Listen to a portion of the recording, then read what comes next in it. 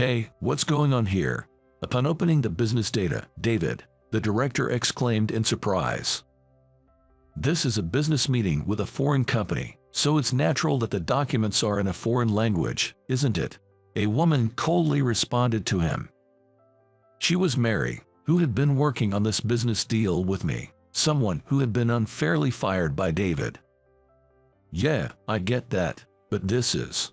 David scrutinized the data intently. I can't read this. David was staring intently at the computer screen, sweat beading on his forehead. By firing me, he had inadvertently put himself in a difficult position. My name is John. I started working for a food import company after graduating university, and now I'm a 28-year-old office worker. My job is busy but very fulfilling and enjoyable. Because of this, I often find myself thinking about work even outside of work, and I don't show much interest in other things. As a result, I'm still single. There's a woman in my company named Mary who graduated from the same university and faculty as me. She's my colleague, and we've tackled numerous projects together, sharing both successes and failures, like comrades in arms. Sometimes we have conflict of opinions, and at other times we praise each other. In that process, we became good friends and could talk about anything. Eventually, we became friends who could stop by a bar after work, grab some beer, and chat comfortably while slightly intoxicated. Hey John, don't you think it's about time for you to see somebody? I don't think I need them yet. Are you sure? You could easily get a girlfriend. Then how about you, Mary? Aren't you going to find any boyfriend? I think I'm good for now too. I feel the same way as you do. Our conversations were mostly about work, but we also asked about each other's private lives and decided where to go out together. Being with her felt more like being with a friend of the same gender, so I felt very comfortable around her. When the order numbers increased and it got busier, a man about 5 or 6 years older than me joined our department as the director. His name was David. He was given the director position right away because he had worked for a major company before. To us, who knew nothing about him, he was nothing but a source of anxiety.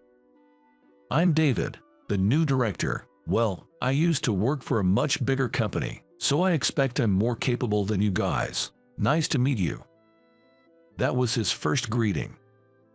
A month was about to pass since David became the director. At first, everyone had high hopes because he came from a big company. But his personality was terrible. Hey John, I told you to organize the order list. How's it going? I've just finished, so I'll bring it over to you. You're slow. Can't you even manage this much task quickly? I'm sorry. Hurry up and bring it here. This is our typical conversations as usual. He would push his work onto me and then complain. But he is still preferential to subordinates whom he likes. Especially the young women. I'm sorry that I'm late to bring this for you. Don't worry, it happens to everyone. Thank you so much. They were confused about how to react to David as well. It seemed they've decided to behave amiably for the time being, but most people found he is a creepy. Even when male employees treated David in a similar manner, they often got scolded, which only made the women dislike him more. Eventually, his blatant attitude led the department's employees to regard him with cold stares. When Mary and I went to the bar, we would often end up complaining about David. I really hate that guy. Yeah, his attitude towards women is so obvious. He keeps following me around, even during breaks and after work. And today, he was like, "Do you have a boyfriend? It's so clear what he's after me. That sounds tough. Here, let me treat you today to cheer you up." Really, yay. Though venting about David helped us feel a bit better, the constant stress started to wear on us. His behavior towards Mary was particularly blatant. "Hey Mary, how about we go out for dinner sometime? Sorry, I have a plan to do on that day." "What's plan? That's personal. Come on, you can tell me." Whenever David talked to Mary about non-work related things, he would almost always try to touch her shoulder or make physical contact in some way. He even made gestures as if he was going to pat her on the head. Mary would avert her eyes from David, her face filled with disgust. "David, here are the documents you asked for. They're all sorted." You're bringing them now. Sorry. Try to read the room next time. You see I'm talking to someone, don't you? Can't you even show that much consideration? Sorry. If he tried to go too far, I'd find some reason to stop David's hand or interrupt the conversation, but he didn't seem to appreciate that, and his attitude towards me got worse by the day. "Hey John, take care of the trash and cleaning in the morning." "Sorry, I have to go on a sales call now. Maybe someone else can." "Shut up and just do it." "But I really don't have the time." "Seriously, you are so useless. You should have planned to leave earlier. It's your fault." "Understood." He would sometimes lounge around while everyone else was busy working. "John, bring me a coffee." "Sorry, I'm actually middle of something." "What?" "Hurry up and don't make excuses." "But I sorry." "Understood." If I talked back, he would just nag more.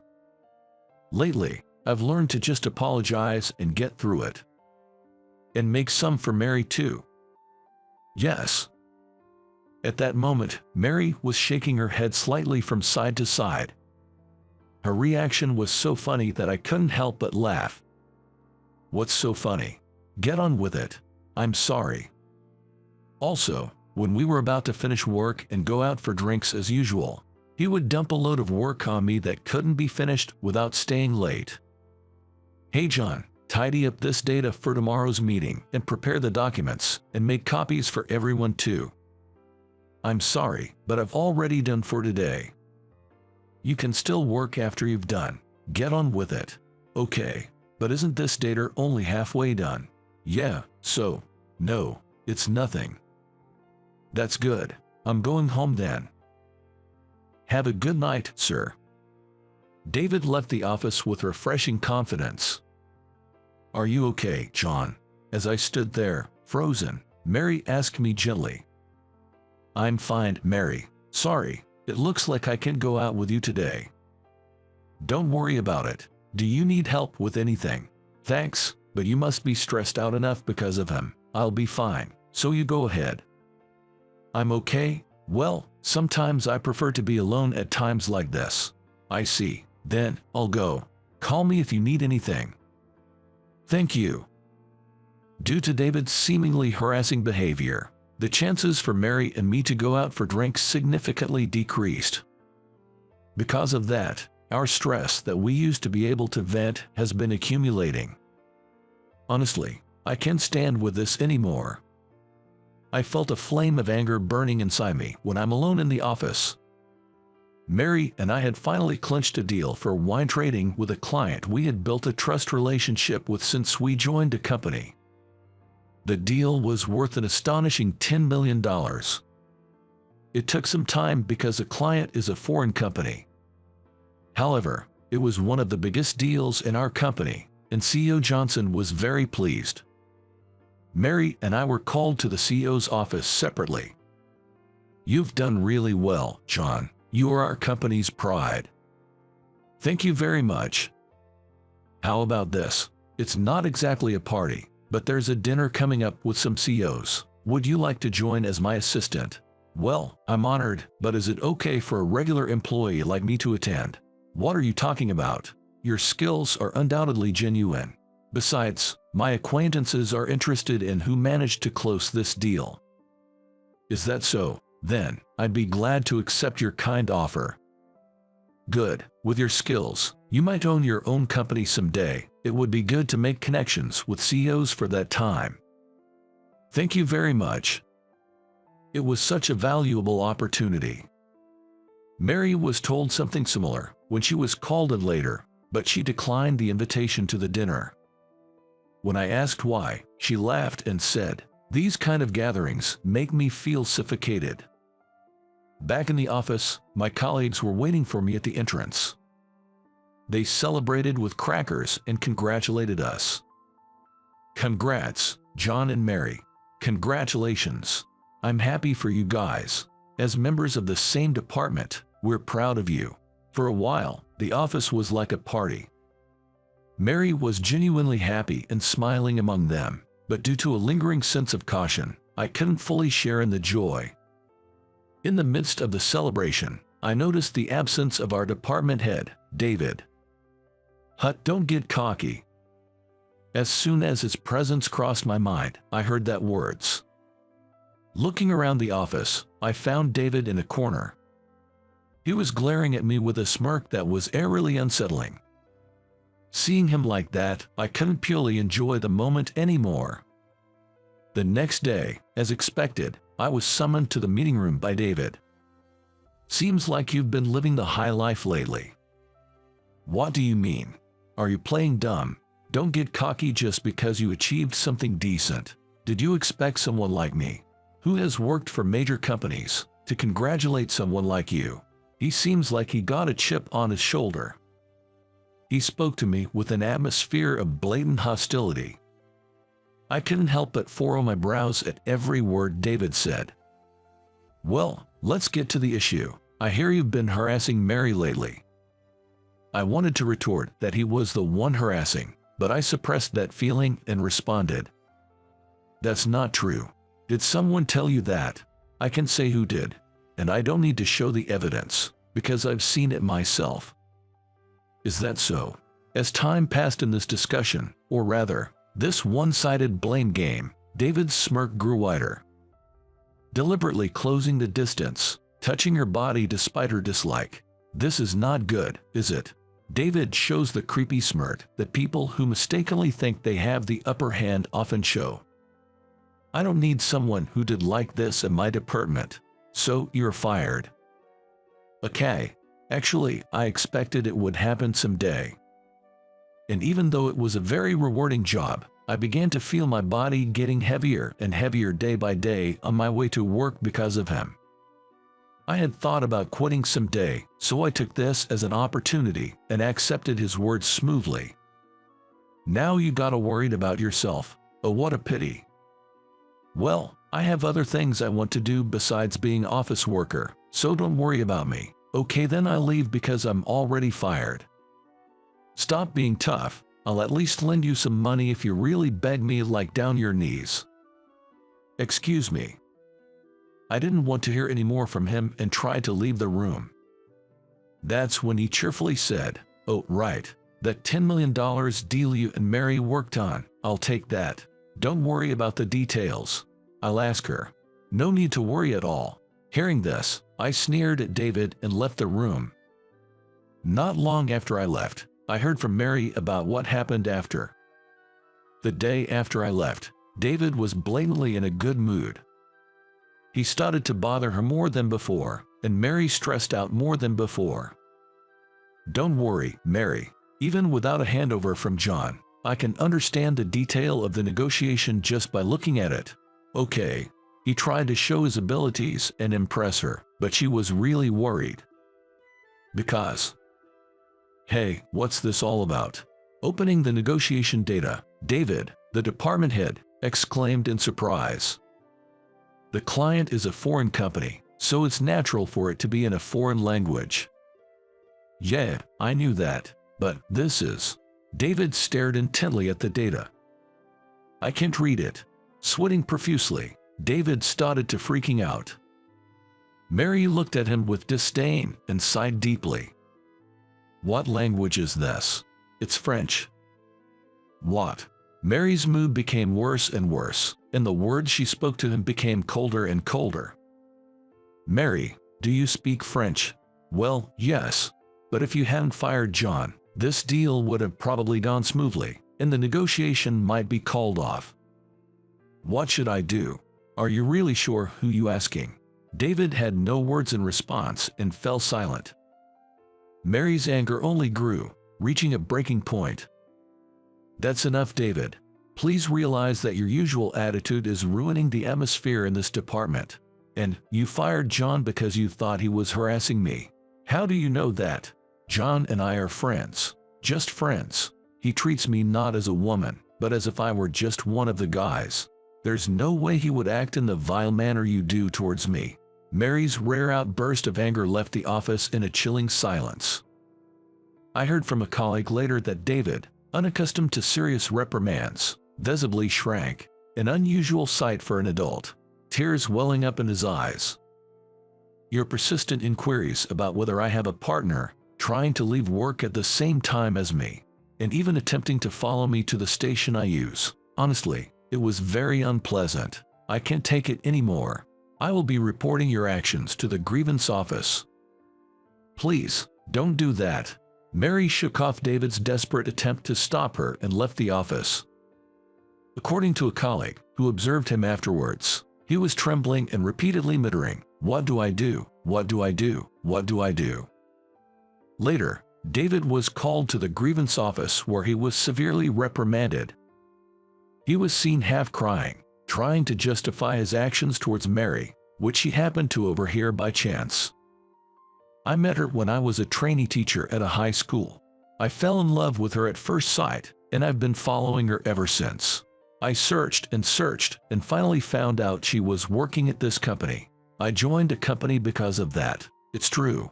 I fired an employee who got along well with her for personal reasons. I couldn't stand his presence. I wanted to prove that I was the only one who could offer her pure love."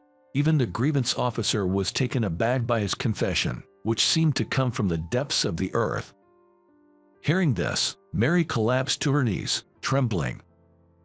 Afterward, David was demoted from his managerial position to a regular employee. Due to the personal issues behind his motivation for joining the company, he was transferred to a different department on another floor where Mary wasn't present. The impact of this has led him to financial difficulties. Well, considering his self-serving nature, it's hard to imagine he was ever prudent with his money. This is surely what he deserved. And now he's away from Mary, and everybody in the office knows what he've done.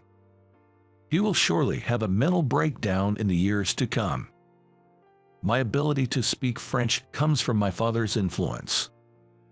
I spent my childhood in France until the age of 15 because of my father's job. My interest in French literature, which I developed during that time, led me to major in it at university. Thanks to those efforts, and with Mary's hard work, we were able to close that $10 million wine deal.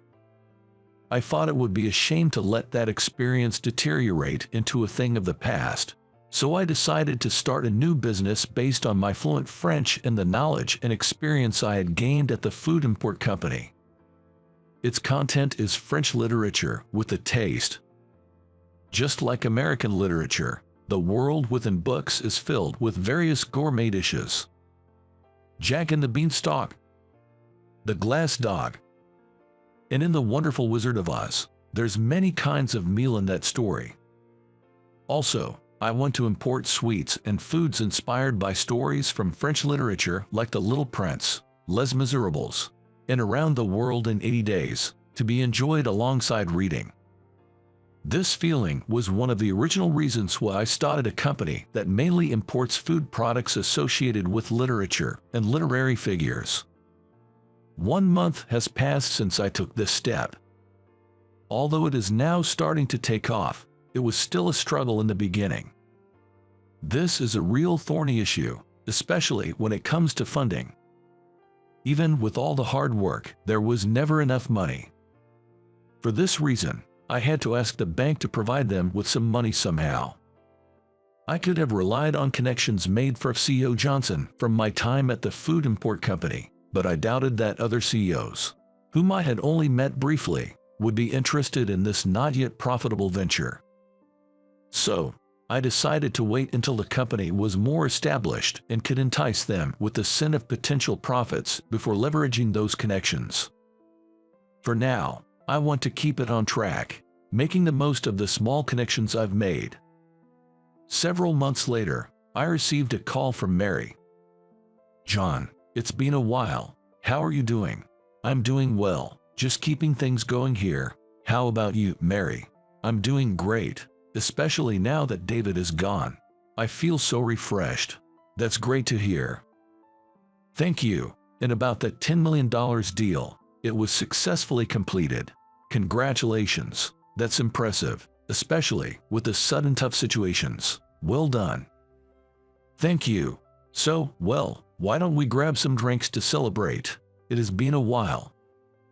I've been waiting for your words. I actually have things I want to talk to you. Let's talk about it when we meet. Okay, I'm looking forward to it. The call ended there, but somehow, I felt something indescribable. Even though it was the same type of conversation we always have, hearing her voice after such a long time left me feeling emotions I couldn't quite understand. On the day, we raised our glasses at a somewhat upscale pub we don't usually visit. It's so good. I knew that drinking together is really nice, isn't it? Yeah, you're right. What's up? You seem a bit off today. It's nothing. Well, maybe I'm a bit different today. Are you saying this yourself? Well, it's fine. Let's order something. Sounds good. As the dishes and cold beer arrived one by one, we caught up on recent times. I talked about the hardships of starting my company, and Mary talked about David, who is not in close relationship anymore. Actually, I have a favor, John. I want to work at your company.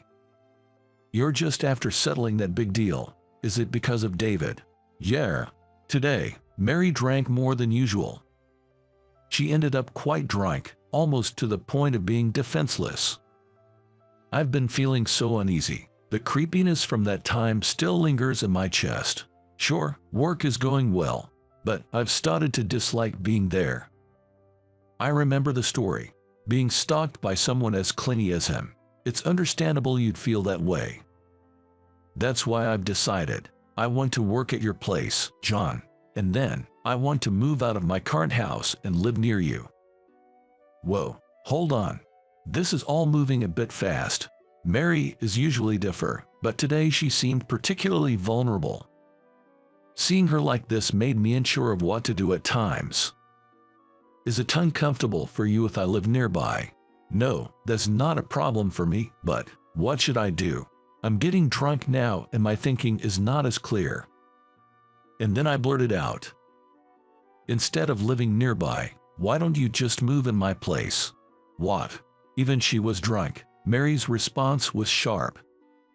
I'd be really happy if you worked at my company. I really want you to come, and honestly, I'd feel uneasy leaving you alone. I was thinking it might be good if we lived together, if you're okay with that.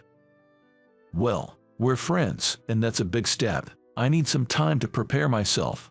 Is it because of alcohol? Or is it the emotions I'm hoping for? Either way, her face was flushed red at that moment. Well, if you do decide to come, I'll be counting on you. Let's continue working together as business partners. Okay, then, let's toast to our new beginning. 4 years have passed since I founded the company.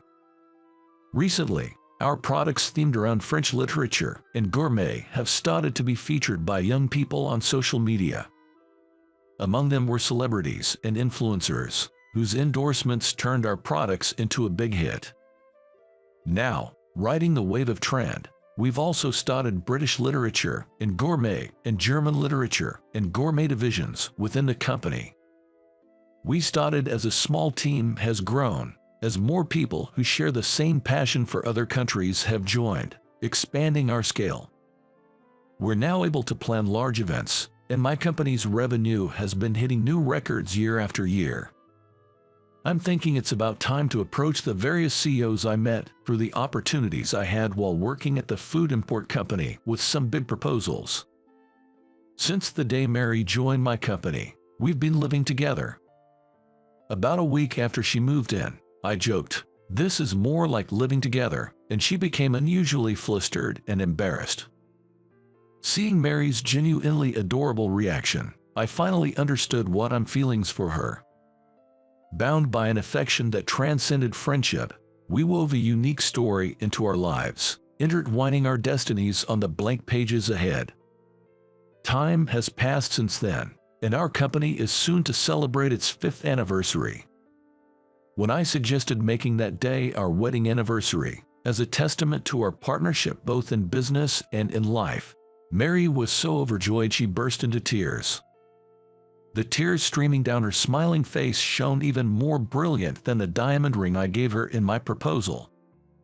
One day, after we married, during a casual conversation, "Honey, look at this magazine. Our company is featured in such a big article. Yeah, it's all thanks to everyone's hard work. And even in the toughest times, having you by my side was what truly gave me strength. Mary, you're undoubtedly key to this company's success."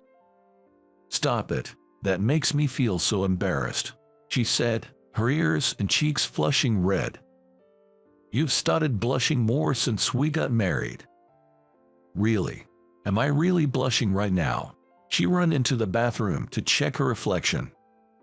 Seeing her whisper, "I am. I really am," and this made my heart skip a beat. Life is often fraught with hardships and injustices.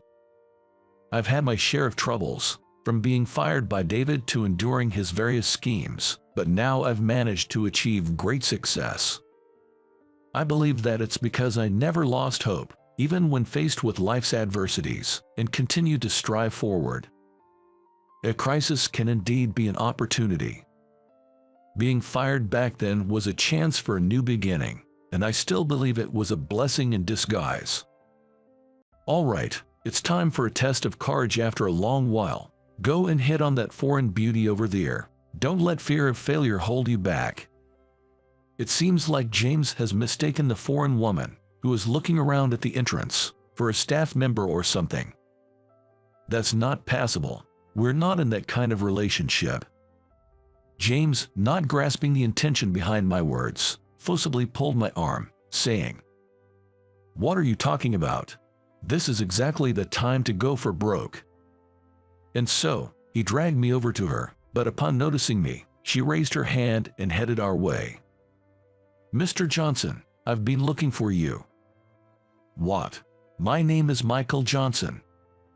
I was raised in a single-parent household, not exactly wealthy. Yet, my mother worked from dawn till dusk to ensure I never lacked for anything, managing somehow to scrape together enough money for our basic needs. When I was in kindergarten, oblivious to my mother's struggles, I would insist on playing in the park all day on the rare occasions we had time off. Looking back, my mother never showed signs of fatigue and always indulged me. That's why I believe I was able to grow up without becoming twisted, despite our impoverished life. When I think about it, I can only feel gratitude towards my mother. Speaking of gratitude, there was an important friend I should be thankful for during my high school days as well. His name was Tyler. He was always there for me during tough times, never letting me give up or despair, always offering words of encouragement. It wouldn't be an exaggeration to say that it was because of Tyler that I was able to make it through high school. Unable to afford private school due to my family circumstances, I studied desperately. I repeatedly visited my teachers with questions about subjects I was poor at, like math and science, and spent countless hours in the library working through the past papers. Thanks to that effort, I managed to get into a fairly decent public high school closest to my home. There were other public schools I could have attended without studying that hard, but considering helping out at home and saving on transportation costs, a nearby school was the best option. Additionally, the high school officially prohibits part-time jobs, but it was confirmed that exceptions could be made for family circumstances upon application. Having decided to work part-time while studying to contribute financially to my household upon entering high school, I was relieved that this wish could finally be fulfilled. Upon entering high school, I was worried about making friends, but that fear was unfounded. By chance, Tyler was in the same class, sitting right in front of me. A simple greeting led to us naturally spending more time together. Tyler had a similar vibe to me, not the type to lead or unify a class, which made me feel at ease. As I was finally getting accustomed to school about a month into my enrollment, I became a target. James, who was somewhat of a leader in our class, seemed to have pegged me as a perfect victim for his teasing. "Hey, Michael, right, you always seem to be eating such pitiful meals, and your lunch is always the same too." Around the middle of lunch break, James, along with his entourage, started hassling me and Tyler. James stood at the pinnacle of the class's social pyramid, having taken charge of various things since the beginning of the school year. While everyone was still tentatively getting to know each other, James quickly emerged as a leader, gathering the more outgoing members of the class. I, fully aware of my place at the bottom, had never spoken to James's group. So, it was a surprise when he suddenly started talking to me. I was bewildered and unable to respond. James's comments drew reactions from the entire classroom. Classmates looked at me, then at my lunchbox. Their stares were painful and embarrassing. "Come on, say something. It's like I'm bullying you unilaterally here." Contrary to his words, his expression was cold, clearly not welcoming any form of retaliation. Failing to respond, he seemed bored, but then quickly found amusement again. "Besides, we've just started school last month. Why is your shirt so worn out already?" James and his followers scrutinized me from head to toe, then burst into laughter, clutching their stomachs. "You don't have holes in your socks, do you? Mind if I check?" Although they didn't go as far as to make me take off my shoes, James's comment sent chills down my spine. Without the money for a new school uniform, my family had to rely on my mother asking around until she could find a second-hand one from a graduate student. I managed to get my school uniform without spending any money, but the shirts and school-designated socks I had worn for years were worn out. Some even had holes. I was used to wearing hand-me-downs that were falling apart since elementary school, but that led to me being teased in the later grades of elementary school. Originally outgoing, such experiences gradually turned me into a shy and reserved person. Speaking of which, you two are always together. How birds of a feather flock together, I guess. Everything you own is so uncool. And don't tell me you just roll out of bed with your hair like that. Use some hair product at least and make an effort with your appearance before you show up. With that, James and his friends doubled over laughing. It's not that I had no interest in fashion or was indifferent to what I wore. But the truth is, even spending money on new items or hair products felt like a luxury. I bit my lip in frustration, but of course, I couldn't talk back. "You shouldn't worry about him. He just wants to stand out. It's much more troublesome if you react strangely and entertain him." Tyler's words were the only solace I had. Even though James kept picking on me, being in the same class as Tyler for 3 years allowed me to continue going to school. Tyler never flinched no matter what James said, but I wasn't as strong as him. Yet, he always encouraged me, saying, "It's okay. They're just playing into their hands if you care. Ignoring them is the best revenge." With Tyler at school, I could endure anything. The hard times were when I was alone. One day, while working part-time at a convenience store near my home, I heard a familiar voice. Without thinking, I stopped stocking shelves and tried to hide, but the owner of the voice didn't miss me. "Hey, are you seriously working here? And you are trying to run away without greeting the customers when they come in?" Turning around, I saw James laughing with his friends looking at me. "What is he here?" James's hometown is 2 stations away from mine, and it's in the opposite direction from our school. As if answering my unspoken question, James approached and declared, "I have a lot of friends, so I get all sorts of information. I heard a loser breaking the school rules, working a part-time job despite the ban. What's it gonna be? Want me to snitch to the school, or will you hand over your earnings as hush money? I have permission from the school, and I can't give you any money." "Chill, man. I'm just joking. Don't look so serious." Saying that with a laugh, he walked away. Having had such a high school life, when the invitation to the 20th reunion arrived, I had no intention of attending, to be frank. I couldn't even bring myself to notify them of my absence upon seeing the invitation with the high school's name on it. So I just ignored it, eventually forgetting about the reunion invitation altogether.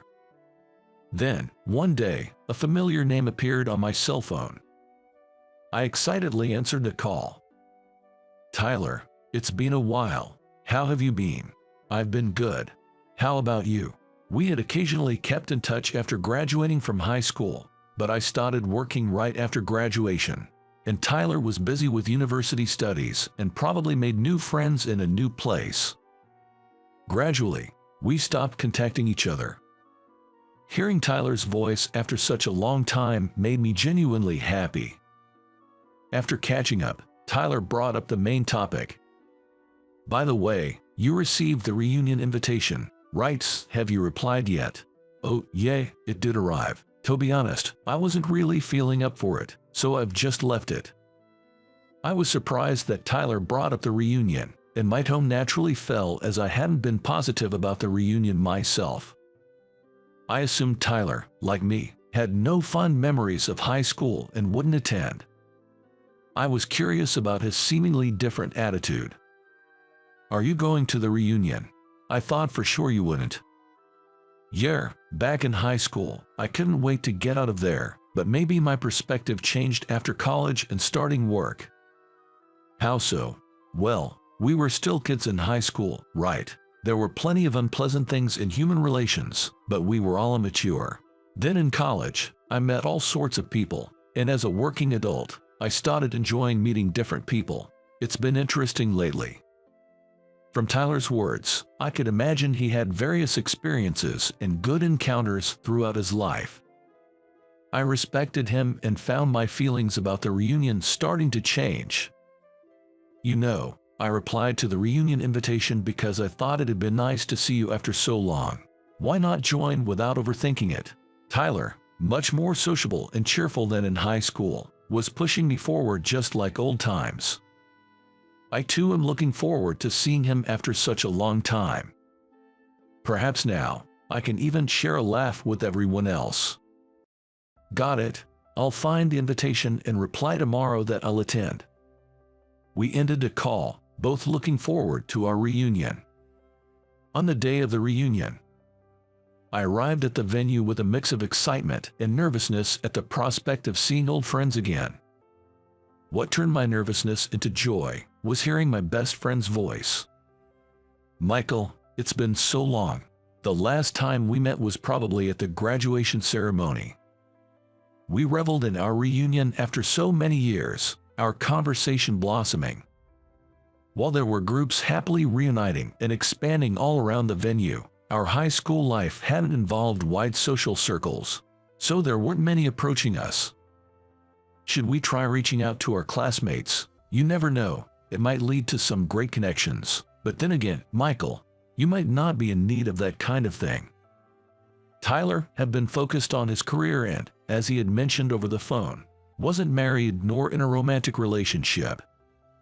Perhaps he was looking forward to this aspect of the reunion as well. While we were enjoying our conversation, someone called out to us from behind. "Is that Michael and Tyler? Long time no see." It was James. I felt a slight resurgence of the unpleasant feelings from high school, but not as much as I'd expected. This might have been due to James's softer expression and tone. Maybe, as Tyler said, we had all grown up.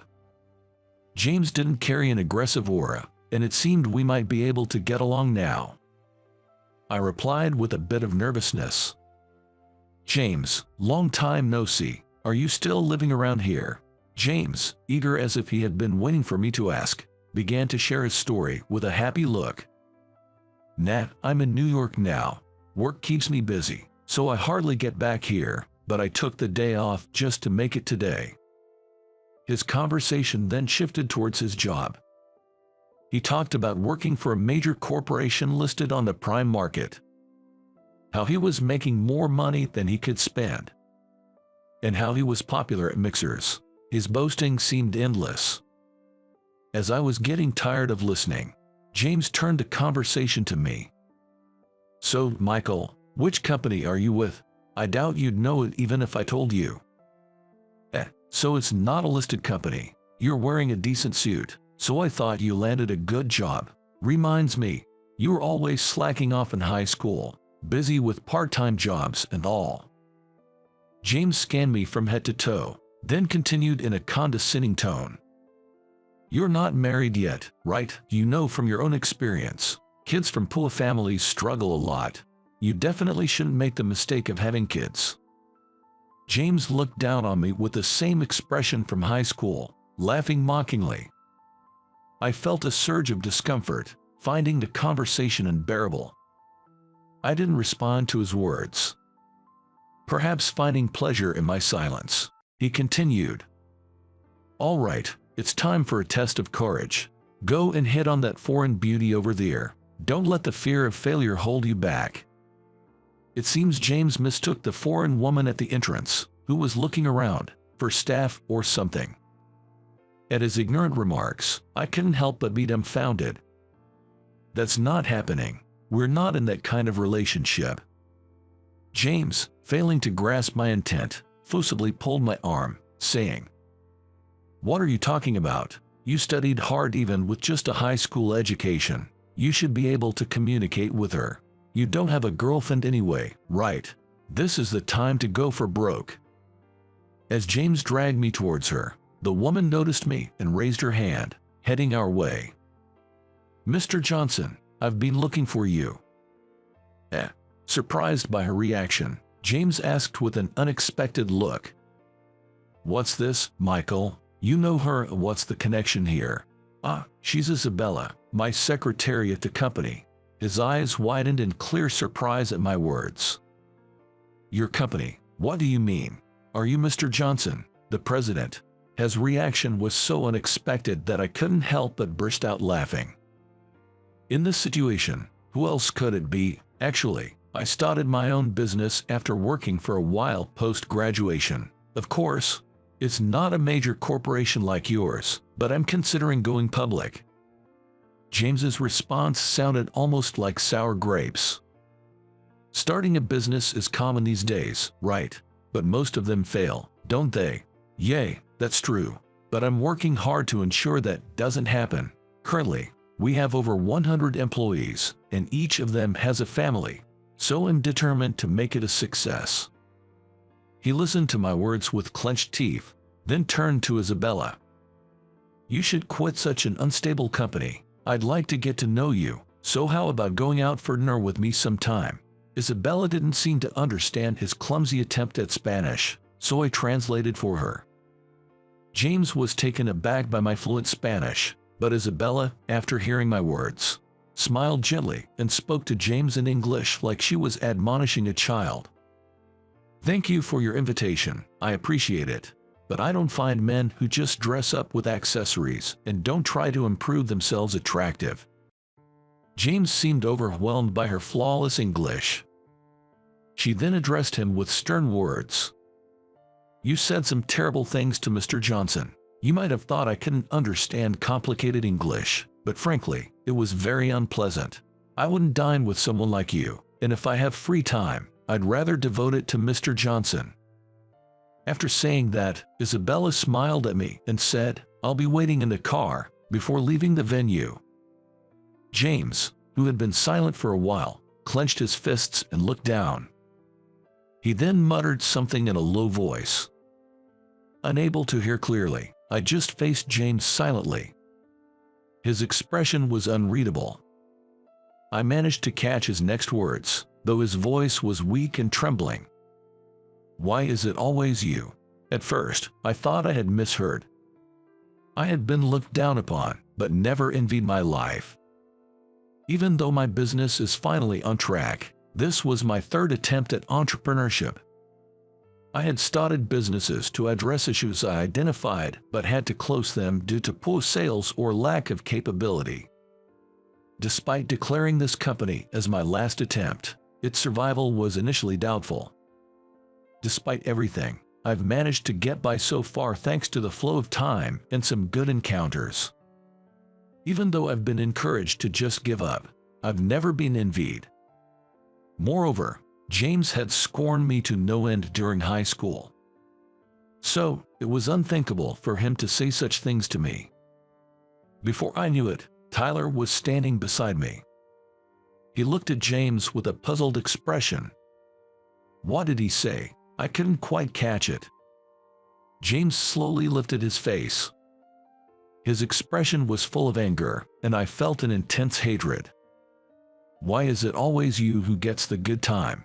James's voice was on the verge of tears as he confronted me.